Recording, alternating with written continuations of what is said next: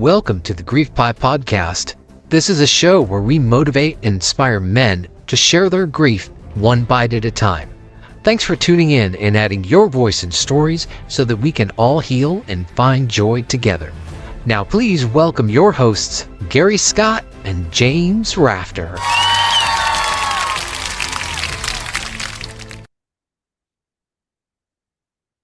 So, we've had this awkward situations where people come up and they say, "Hey, how's April? How's Jennifer? How are they doing? What's going on?" And then you have to say, "Oh, you know, they're not here anymore. They've passed." And the emotions of people is kind of awkward.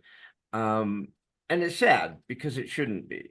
It's just a reality of what happened, and they're well-meaning. But so with that, welcome to another episode of Grief Pie.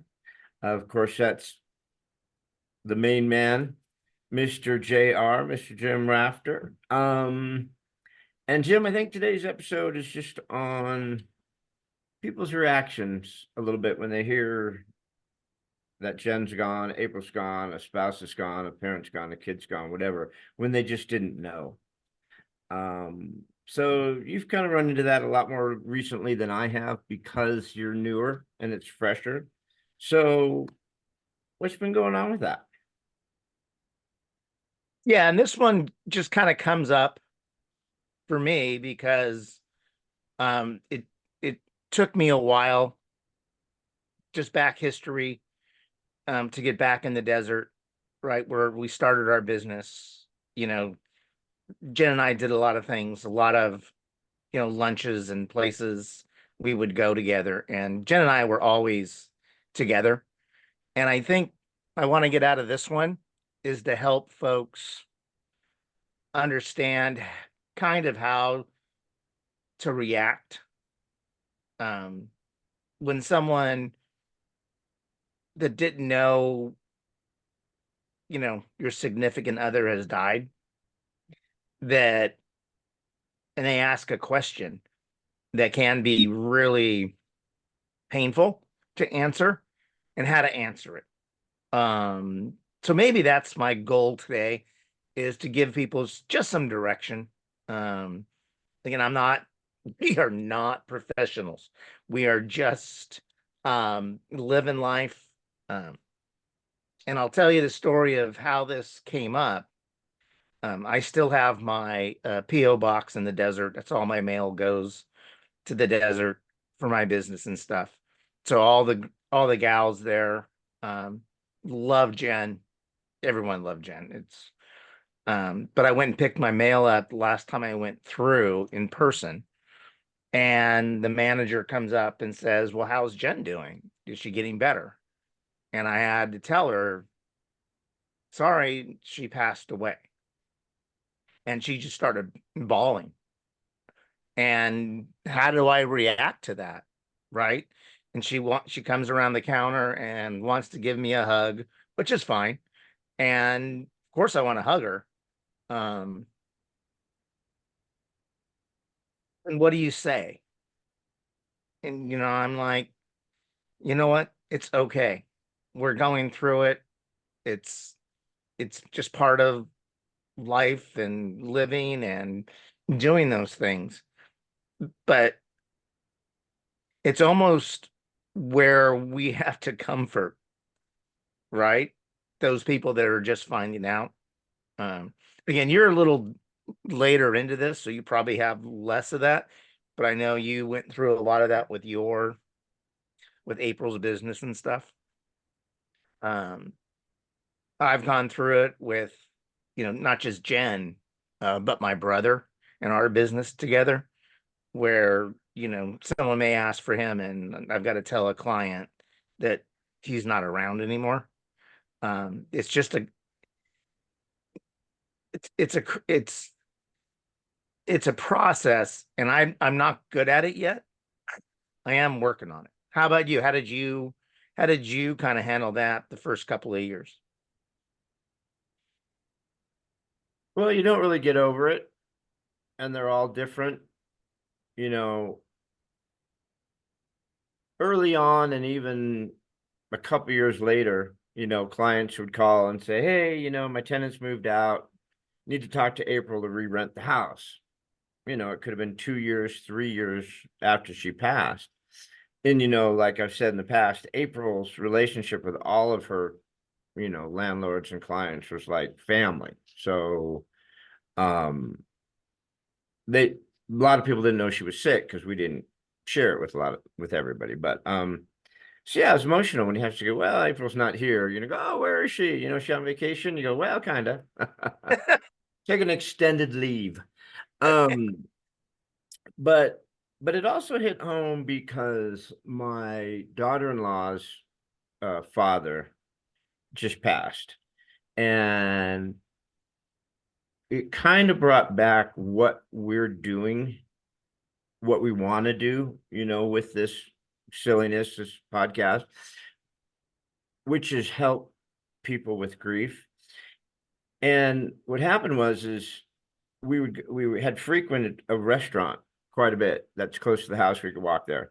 And my son and his wife and her dad would go more often than even we would. They'd go on a pretty regular basis. So this waiter, really liked Andy and said, the last couple of times we were there after he had passed, was like, hey, where's your dad? Where's your dad? Bree's like, oh, he's not here or whatever. And she really didn't know how to tell him he's not here, right? And so I went up to the guy and just said, hey, we're so grateful that you asked. And I know that you liked Andy and stuff, but he died, and he's like, the dude literally felt so bad. He's like, oh my God, I'm so sorry. I feel bad. I'm bringing it up and I hope I'm not hurting him. I go, no, no, no, no, no, no. And I think this is what today's podcast is about, right? It's like, no, no, no, no, no, don't go there. Nothing feels better than you saying, I loved your dad. He was awesome. I loved Jen. Jen added value to my life. Or April was amazing. Let me tell you a story about what she did. And people would share stuff by asking. But this particular fella, when he came out to say goodbye, said, I lost my mom 5 years ago. And he literally, on his shift, waiting tables in the restaurant, started bawling about missing his mom. He just couldn't get through it. He's like, I miss her so much every day. And me and Bree start crying. We're hugging this guy. And it was just so emotional, right? And it's like, that so much of what we're trying to do is help people. I mean, this poor guy was just still so suffering 5 years later from the loss of his mom, but back to what we were talking about. Yeah. It feels good even now when I deal with clients or I deal with repair people or I deal with contractors and they'll bring up April years later. It's Right. not good. It's not a bad thing. Yeah, and that's kind of where we're going, right? Is helping people understand how to approach that grief. Because you're not just the one grieving, right? Yeah, you and I grieve, I grieve every day. But it's the people that knew our significant others, no matter, who they are, right? That we've lost. And they want to, give a hug, tell a story, right? That's our favorite part, right? Is that story. Remember when she did this, or I remember when you guys would always be here holding hands, getting your mail. Just those remember wins are just awesome. Yeah, and like you said, Jen and I had restaurants we'd go to, right?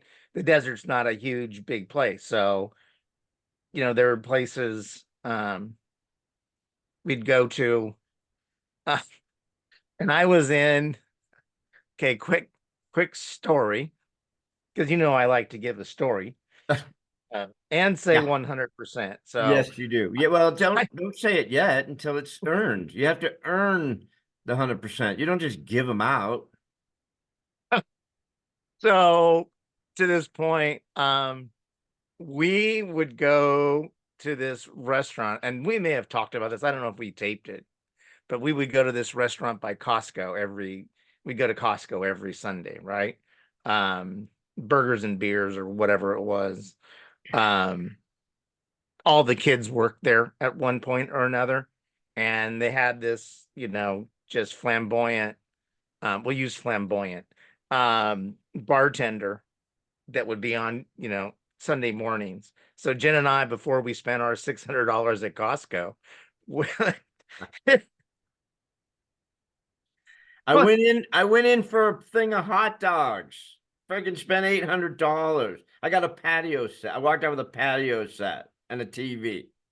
we would go into his, sit at the bar on a Sunday morning, right before we hit Costco, and he knew that, I wanted a pale ale, and she was having a mimosa, and had him on the table as we walked in. So awesome guy, loved him to death. My kids love him. So was it last year? I think it was last year.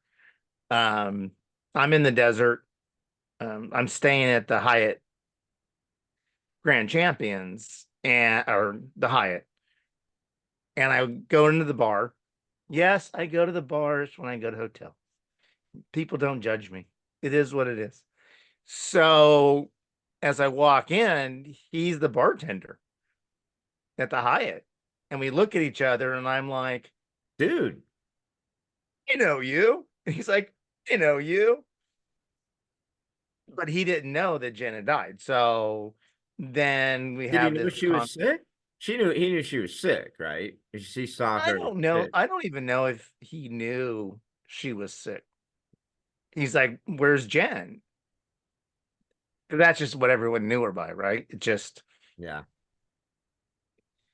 and I'm like, and I, have to, tell him she passed.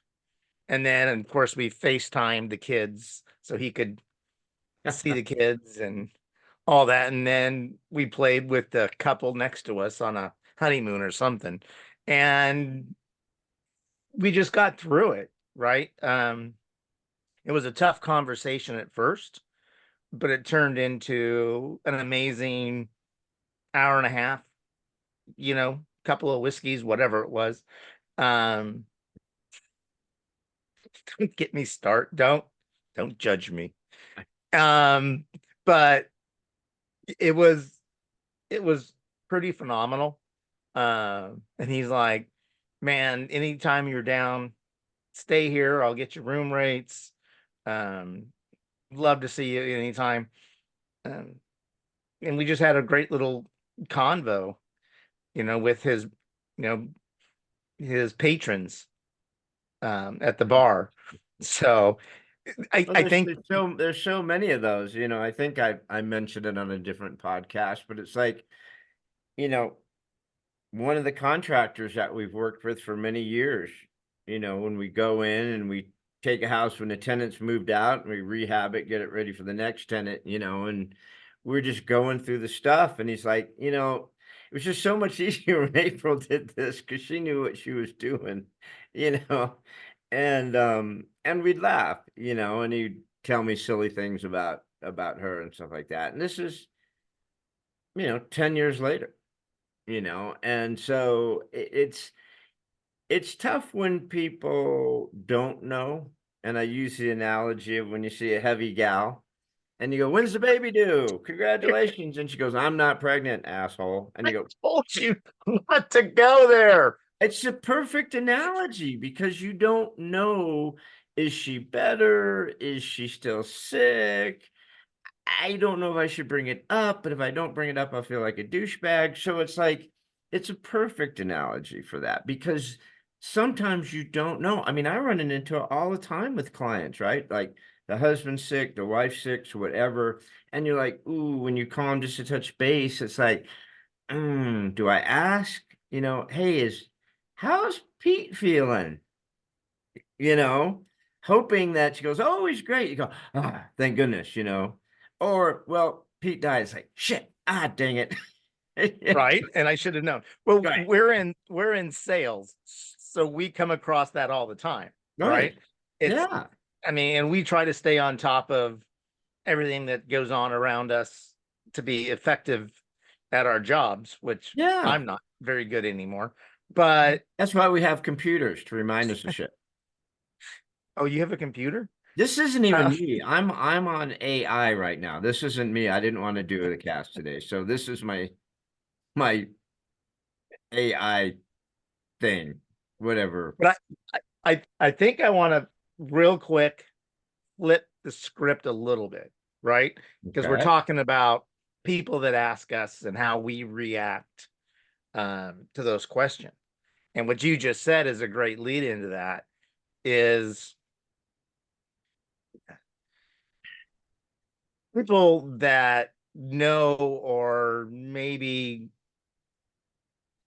have some sort of um, intuition or whatever, the people that ask us those questions, don't be afraid. I mean, don't worry about our feelings. Um, because if you love or likes one of our significant others so much that, you know, you care to ask about them, then don't worry about asking that question because we'll come back with the best answer we can. But it makes us, I think the point is it makes us feel better when you remember and ask us those questions. Yeah. Um, Yeah. Because we're right? not going to come up and tell you, hey, man, remember we used to come in here all the time and I brought in my wife, Jen? She died.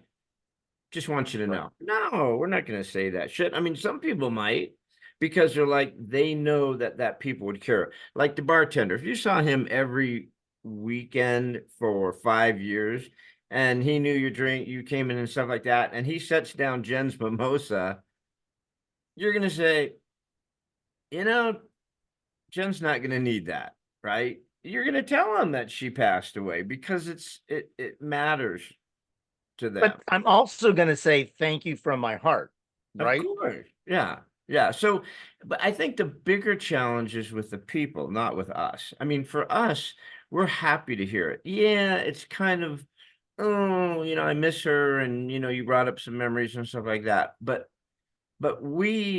I know for myself, I liked that when people brought it up and then immediately went to an anecdote of why she mattered to them so much. It just felt good, and when you hear it so many times, it makes you appreciate why we're having so much pain and why we're suffering so much. You know what I mean? Because they were that special. If she was just a total douchebag, I go, yeah, dude, I don't want to hear about it. I hear that shit all the time. I don't care that you thought she was great. She was a bitch, that's that's what I tell the Amazon drivers. It's like Right. Well, how about they just laid off 12,000 UPS drivers thanks to Jen passing away. So thank you, right. Jen.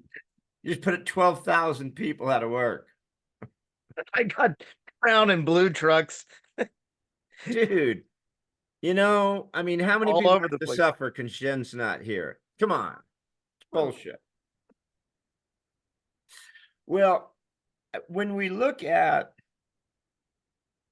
the loss grief thing that we're doing this whole thing for, and it coming up to people, like I said, I have had so many people reach out about the podcast and what we're doing and what we're sharing, and them sharing their story, and me going, shit, I didn't know that. I hadn't talked to this person for a while, or I don't even know this person, right? But I feel so amazing that they're reaching out, right? Because obviously they feel safe because we're sharing what we've been through or what we're going through, right? So they feel safe reaching out to us to say, I don't really have anyone to talk to. I don't really have an outlet for this. I just feel safe with you guys. Right. And then they share it. So now we're on the other side of it. Right. Now we've got to be the ones that are a little bit uncomfortable going, ooh, ow. Right. But that's what we all need. Like the guy, the waiter. I mean, Brianna looked at me and I'm looking at her like, wow, this poor guy. I mean, he was just devastated. But you can see that he had no outlet for his grief, that it was so still on the surface 5 years later that he starts breaking down at work, just saying, hey, I'm sorry about your dad. I lost my mom. And then, man, waterfall of tears. So do you think he's holding shit in? Yeah. Oh, 100%. But see, you have to earn it. You can't just give it up, man. Oh, I always want to give it up. No, it's like my wife. She makes me earn it. Like once a year, I get it. If I'm really good that entire year. I have a sign on my back that says, "We'll give it up to hot Asians." Is that your tramp stamp? Oh, I'm gonna be in trouble for that one. Dude, you're so in trouble for already so much. That's not even the tip of the iceberg, bro. At least we didn't discuss rosary beads. Hi. Is grandma over that yet? Or No, she's not. My I've sent aunt her is. like 4 dozen roses. What more can I do? So I think one of our big goals, right? And this is where we've got to like tie nice bows, right? Is we've got to have a purpose. It's not just about us like babbling about our grief, is we want to help folks like your waiter, right? Come to terms and talk about, that grief they have. And we'll start doing some resources. We're gonna have some professionals on. We'll have eventually some numbers, phone numbers, um, websites that folks can utilize to help them as we kind of grow this. Right? Well, and I think what we were hoping to do and what it's starting to happen is people reaching out to us. And some of the things we want to do is address people's questions in our podcasts. People are going through stuff and they don't have an outlet. And it's kind of like, dudes, like, for example, with my cancer, right? I'm in a cancer Facebook group, right? So all the people who had my type of cancer, they go on and they're helping each other, right? It's like, dude, I can't eat either. I can't swallow. What are you doing? I just got diagnosed. I got to do the radiation, the chemo. How did you do it? And stuff like that. And it's been super helpful. So what I was hoping that you and I could have that interaction with people, you know what I mean? Where people are like, Jim, you're sooner in this. I'm in the same time frame. This is what's going on. Or Gary, I'm at year 10 also, and I'm still tripping like you are. How are you getting through this shit? That's kind of the interaction. And when back to where we started is what we're discovering is when people find out and go, oh shit, I'm so sorry, but has this story, and then they share their story. Yeah. Right. And that's when the magic happens. That's when the love doctor comes in, and the love doctor, because that's when we can go, give me a hug, like the mailbox chick, right? Give me a hug. Let's hug it out. Right. Now, some Yep. people don't want to share because they don't want to, I don't want to steal your thunder. Like, oh yeah, well, I just had 8 people in my family die. Big deal, right? But but but we do want the people to go, you know what? I know how you feel because I lost my mom. I lost my dad. I lost my spouse. I lost my brother, whatever. And then we can share together, right? Oh, number two, 100%. And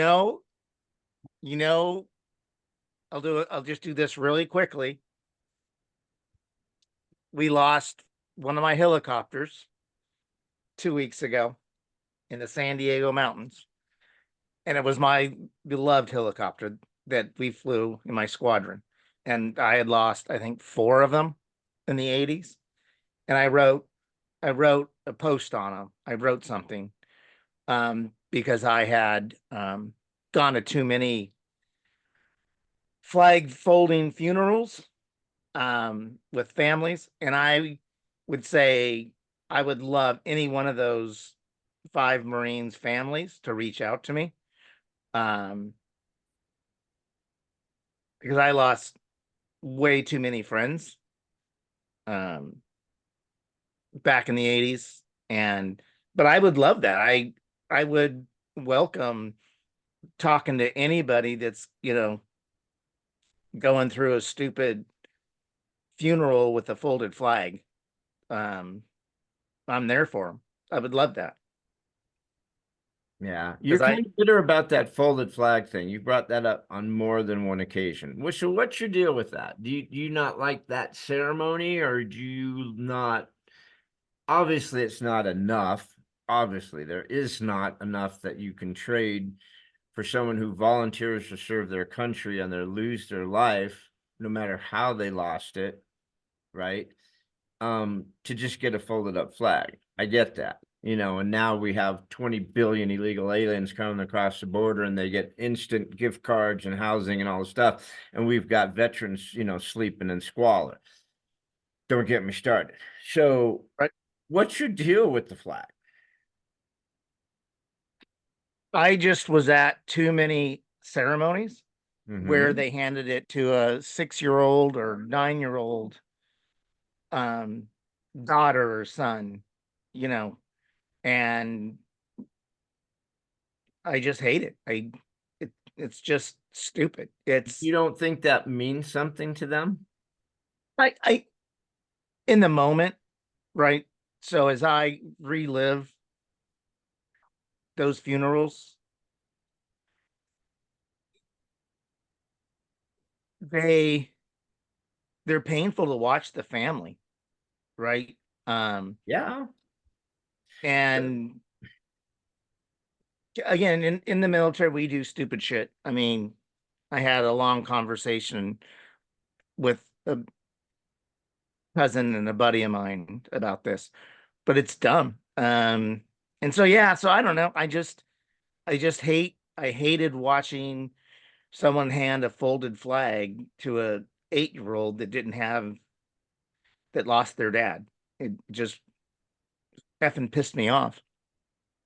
Well, And I I know still we're getting off topic a little bit, yeah, but we are. I mean, but it has to do with grief.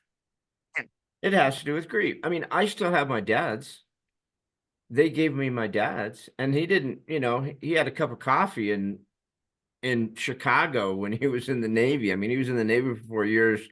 I think he closest he got to battle was, in the showers. I don't know. But I mean, when he passed, they gave me a folded up flag and I still have it and I still have it out and I love having it.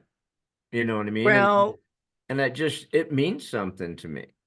and I get that, but I'm talking about when we when a dad flying a mission, in my case, right, our squadron, doesn't come home, right? And then I'm going to a ceremony and they're trying, handing that folded flag to a 8-year-old. Um, yeah, that pisses me off. But again, I wrote some stuff about it. And we knew going into it that we could always fall from the sky, so to speak. Um, but I just hated watching the folded flag go to these poor little kids. I just hated it. It was a different. I get your dad died, he served. Great that he has a flag. I don't want my kids to have my flag. Um, Ever. The only flag I want them to take is the one that flies off the back of my motorhome. That's the flag I want them to have. I don't need. What if they want the flag off of your coffin? Well, I won't have a coffin. So, um, and there's, I lost Jen. So who's going to take my flag, right? the kids. I have more flags flying on my motorhome than could ever um, be replaced by a stupid pretend folded flag when I get buried at Miramar National with Jen. So it is, again, just things I think about when I noodle when I noodle stuff at night and I write. So, Well, because it's another way for you to have an outlet for the grief, you know. But anyways, we digress. I think, so what's our message? So as we wrap up, yeah, what's our message for help? Because we don't have the numbers yet, other than to tell people reach out, right? Um, engage, talk, don't hold it in, like your waiter, don't hold it in. yeah. And I think most important is understand that we, maybe not all of us, and I'm speaking only for myself, right? I appreciate when someone says, I'm sorry that April's gone, right? We loved her. You know, she did this, that, or another thing. She's, we just loved her and would tell a little story or whatever. And again, some of the people that I work with, we still talk about her all the time because we're still doing the same business with a lot of the same properties that we've had for 20 years we've managed, right? So, I guess that's my message for it is don't feel bad asking how the person is, and especially don't feel bad finding out that they've passed, or if you know that they passed and they bump into you at a bar, because that's where you'll be, is please come up and say something. Don't avoid it. It's not the elephant in the room. It's a fact. And we miss them every day. So it's not like you're bringing something up fresh that's going to hurt us or bother us. If anything, it's going to help us share a story and have a laugh and have an antidote and feel better. Right. So I guess that's Yep, my message is, yeah, don't hold back. Let it it rip, man. does. It does. It warms our heart. It really does. It When I warms the get that, cockles. It warms the cockles of our bowels of our. Hey, I didn't bring up my tramp stamp like you brought up your tramp stamp. I'm not even going to repeat what your tramp stamp. That, but